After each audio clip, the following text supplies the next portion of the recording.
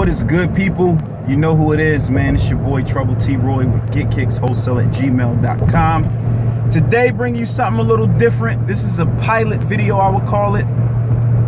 Kind of a trial and error thing. And of course, I'm gonna let you guys give the feedback, which you can always do in the comment section or via email, whatever the case may be. But I'm going to call this Kicks Business 101 to kind of go into some in-depth information that if you're doing this as a business, some things you should do. So, I mean, it's cool making money under the table because it's tax-free. However, you do limit yourself doing that. So if you can set yourself up as a legal business entity doing such, then I would suggest you do that. So we're kind of going to go over, just like I say, a little bit of information, but it's going to be in depth on ways you can try to make some more money. Now, first and foremost, I have an LLC. I set it up maybe about, 2016. So maybe about 2 years ago, I set up an LLC, and it was initially for my t-shirt line, but I transitioned and made it apparel. So which includes kicks, accessories, caps, whatever the case may be, and clothing. So that's what I did. In the state of Pennsylvania, it was fairly cheap. It only cost $125 to set up my LLC and to get my, they're called articles of organization with an LLC. Or if you're doing a corporation, I believe it's articles of incorporation. So, only cost me $125. You file it with the state. You can pretty much, whatever state you're in, I know it's different for every state, so this information isn't the same. It varies by state.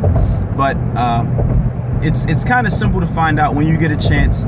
Google how to incorporate or how to become an LLC in whatever state you're in. So if you're PA, so how to become an LLC or a corporation in Pennsylvania, or if you're in Louisiana or you're in Kentucky, so on and so forth. That's how that works. Again, the prices vary. Some states is significantly cheaper. I know over in California, it's a little more confusing and a little more expensive. But again, Google that information. It's normally on your state's website. Like it's on your state's website, and they tell you how to do it, and they have the forms that you can download via PDF how to do that. So that's the first thing I advise if you're looking to do this Kicks thing as a business. Now, I know some of you are just flipping a few pair just for a couple extra bucks. That's fine and well. I understand that if that's what you're doing, then you may not have as much of an interest in this video. But if you're looking to do it on a bigger scale, you want to become licensed with Nike, Jordan Brand, Adidas, ASIC, whomever. This is the route that you should go, or this is the research that you should start doing, regarding trying to become one of the big dogs. I mean, my vision is huge. I probably tell you guys that a lot. So I am looking to become, an authorized dealer with them. Like, I want to do business on a multi-million-dollar scale. Like, I want my house, like, I have a thing for big houses, for big homes. Like, I want my house to be so big and in a secluded area that you can't find it. So if you unwanted company, you can't just roll up on me. You be like, yo, bro, I can't find your address. I'll be like, I know you can't find it, and they don't have to be glamorous and all that, but in a great neighborhood, where my kids can go to school at, and enough room that we're comfortable and just to enjoy living in a nice home. So I know that was a little bit of a sidebar, but back to the matter at hand. So I definitely encourage you to set up your business, as a legal business entity. I know a lot of us, we say, we're doing, like, I know in the beginning, before I was educated in some of these things, I would just say, yeah, man, I got a business, but I was just selling stuff. It wasn't a business, or the act of it was a business, but it wasn't recognized by the state. So You know, and I know a lot of you are probably thinking, well, if I become a legitimate business, aren't I going to get taxed? Yes, depending on the corporation type you select or the LLC you select. You know, but however, there's a lot of perks to becoming a business, like lines of business credit that don't affect your personal credit. You know, something called trade lines, where you can get lines of credit with stores like Home Depot, Staples, for things you may need, like fixtures, places like Uline, Quill.com, you know, all types of things, even stores like you know, Walmart or Target, that you can open, you know, of course, after a certain amount of time, that doesn't affect your personal credit. So if your business goes under, they can't come after your personal assets. So that's something else to think. And business credit is normally available in bigger amounts. So say you try to get a personal loan and the bank only approves you for $10,000, even if you have good credit. But if your business, you have a business and they see that you're a legal business entity, and again, this takes a little bit of time, so I don't want to get somebody, you know, excited just to run out and do this. Please be wise and use wisdom.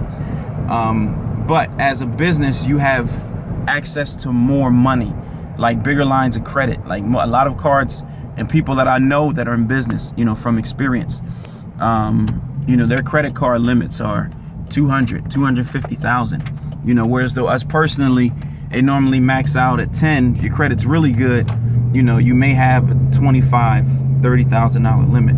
But business, you know, credit card limits start normally at like 50 grand. That's where it starts. You know, loans, 250, you know, 50,000, 200, 100,000, 250, $500,000, $1 million, you know, things like that. If you work your organization properly and you do this properly. And the great thing about businesses is you can open as many businesses as you want. There's no limit. You know, you just create a fictitious name, you know, fill out the proper paperwork, send the check off. They send you the papers back, your articles of incorporation or articles of organization. Or if something's wrong, what they'll do is they'll keep sending you the paperwork back to correct it, you know, until you get it right. But they normally tell you what's needed. Also, too, I am not any type of, for lack of terms, legal expert. You know, I do advise that you seek a lawyer. A lot of this stuff you can do based off self-study, you know, and self-research. If you can understand basic language in an application, a lot of the times you'll be able to do it yourself. But again, you know, always consult an attorney for legal advice regarding a business. So I had to put that out there, but it's not difficult. So, you know, like I said, I'll definitely keep it 100 with y'all all of the time. And yeah, it's not a difficult thing to do. Like I said, I've done mine myself in the state of Pennsylvania. Like I say, so for those of you in the state of Pennsylvania that may need some insight or want to know how I went about doing that, no problem. You know, hit me up. But for other states, I can't really chime in because, again, I'm not in that state and I haven't done that. You know, I like to do a lot of things off of experience. So, you know, it's definitely perks to setting up a legal business entity to do this. And also here's an idea, because I realized after researching like certain people who sell shoes that I know that's not an authorized dealer of certain brands, that don't have, again, you know, or license with Nike or Jordan brand or Adidas, and like I say, ASIC, Puma, whomever, they set their self up. Number one, the first thing they do is they start a website. You may say, why? Well, you want to know the honest reason why they start a website is because they don't have to have a store, a brick and mortar store that carries inventory. Two, nowadays, in the age that we're in, a website is more lucrative and less expensive, less overhead. You don't have to pay rent for a brick and mortar store. You know, you don't got to worry about specific being taxed because you're in a commercial property, so being taxed by the city or your county. You know, it's more lucrative. Like, you can make a lot more money faster. That's the term I'm looking for. You can make a lot more money faster online, because again, look, it's millions, well, rather nowadays billions of consumers. If you can get traffic to your site, and your prices are on point, and you're selling an authentic product, you're not going to have any issues, you know. So of course the initial setup of your website is going to cost you a little bit of money, but nowadays you can just go to something like webs.com or even GoDaddy or 1-in-1 and set up a basic site where you just have photos. You can add a shopping cart, PayPal, your price range, and it's simple. And they do the web hosting, and they kind of throw a deal together where they do the hosting and the domain name. So it's, you know, it's simple and easy. So who doesn't want convenience? We're in an era, in a generation of convenience. And I know this because by trade, again, I'm an insurance agent, and things have changed. Like that face-to-face relationship with people, you know, some people that are old school, and I don't mean any disrespect by that, but that appreciate face-to-face customer service, you still get those. But nowadays, the modern day agency is via telephone, online. You write the policy online, you send them the information for them to digitally sign it. So that's the era that we're in. So you have to learn how to conform, definitely in business, if you don't want to go under. So you have to change along with the times. You got to sell convenience, man. It's just the way it is. Now, the only thing with that being online and that being convenient is, of course, if you're familiar with the Nike application, and this is a brand that you want to carry in your store, you're not going to be able to do it because they want you to have a brick and mortar store. They're not taking applications for online shops and sales. So, and I've gotten a rebuttal with some people that's like, well, how does, you know, East Bay, you know, how did they get away with it? Well, if you remember correctly, East Bay wasn't even, like, before the internet boomed back in the late 90s, where it was really getting, you know, like getting pub. East Bay used to order a catalog from East Bay. Like, they used to send a catalog to your house, and you picked your shoes out of there. You did the order form or whatever the case may be. You put your card information, or you sent your money order or check-in, sneakers, jerseys, apparel, whatever the case may be, drop shipped to your crib. Done. So they weren't always online, but they were licensed with the brands back then, before the internet even had a presence. So what I'm trying to say is, those places online that you see, like footlocker.com, East Bay, Finish Line, Foot Action, Jimmy Jazz, Sneaker Villa, all of those, City Blue, you know, for those that have websites that are selling kicks, they were established and licensed prior to them being online.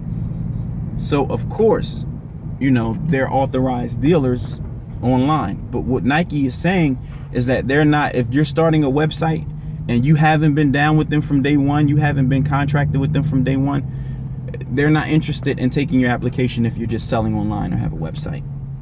Sorry, pretty much is what they're saying. So you have to have a brick and mortar store to become licensed with Nike or Jordan brand. And I mean, that's something that I've taken into consideration, because I didn't want to have a brick and mortar location. You know, at some point, like, I was like, I'm fine online, you know, I'm fine mobile, whatever the case may be. But if I want to be licensed, that's kind of a step that I have to take. So you kind of have to make a decision in your business on what you're going to do. Now, say you decide not to take that route and be like, Troy, I'm just going online, period. Like, I just rather have a website and do online sales. That's fine, no problem. But if you formulate your business, you know, and you get incorporated, or you become an LLC, you want to make sure, this is very important, and I'm going to leave the research up to you to do this. You want to make sure you set yourself up as a consignment shop, for lack of terms. Meaning, before you sell it to the public, it's provided to you by someone else. Tricky language, right? Exactly. You know, for legal purposes. And again, I'm not a legal expert. It's just things that I've learned running business myself and talking to other business owners and seeing and researching what people do, you know, because again, you don't want your stuff seized and taken. So what you do is you set yourself up as consignment, because what you're doing is you're technically calling yourself a reseller. Like you're getting it from someone else to sell to someone else, saying that, hey, I'm not getting this directly from Nike and Jordan brand, Adidas, ASIC, Puma, Saucony. I'm not getting it directly from them. I'm getting it from someone else and reselling it. That's what you're saying. And again, the reason why I say that is because you don't want to get yourself honestly, you don't want to get yourself in trouble with the brands if you're doing that online. And they really don't give you any grief or any issues online if you're not authorized with them. The only time you'll get grief is when you'll get a bunch of reports of people saying that you're selling counterfeit stuff. If you get a whole bunch of that, then, you know, people buying from you and everybody saying your stuff is counterfeit, then you're going to be under the radar. You know, then you're going to be under the microscope, rather. Also, too, if you make it to like $1 million status, like making a couple mil, I don't know if you remember, but I did a video about the dude that had supplied. They're going to have a problem with that, because now you're making really, really, really big money and somebody's palms isn't getting scratched. And I'm just keeping it real. So at that point, if you grow to that point, you better kind of try to look at a brick and mortar store and try to get licensed, because you have the revenue.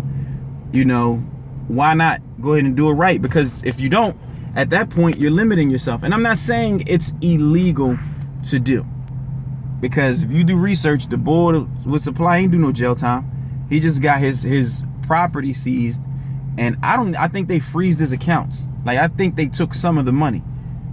How crazy is that? But yeah, just to give you an example. So, but you want to set yourself up as consignment because it'll protect you to certain, you know, in a certain facet.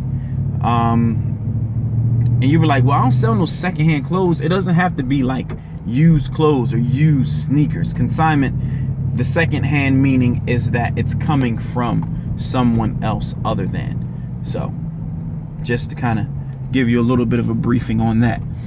But yeah, so this is the pilot video, man. If y'all guys like it, you know, with some crucial information regarding your business, or if you're looking to set up a business, how to do it, hit me up. You know, let's say, hey, you know what, I like to see more business pointers, because I have a lot of notes, man, and a lot of experiences as a business owner that I've been through. And not even just on the kick side, but like I say, I started out with just t-shirts, you know, and, you know, decided to transition to sneakers. Even though I've been a sneaker lover and kind of been flipping sneakers for a long time, like I just not too long ago decided to throw it into the business aspect of things, because I feel like as a business you can expand and do more, but when you're not a business, you kind of limit yourself, and there's a ceiling. Now, some of you, that's fine. Like some of you that are fine with that, it's no problems. Like, you do what you're comfortable with. But like I was sharing with you, my vision is big, and I'm not knocking anybody's vision.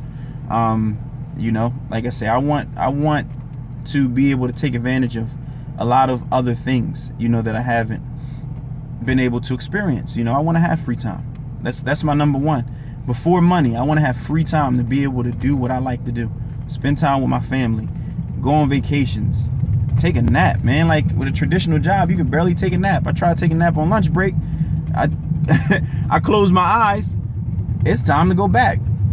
You know what I'm saying? So I just like freedom, you know, and being, you know, just the liberty of being a business owner.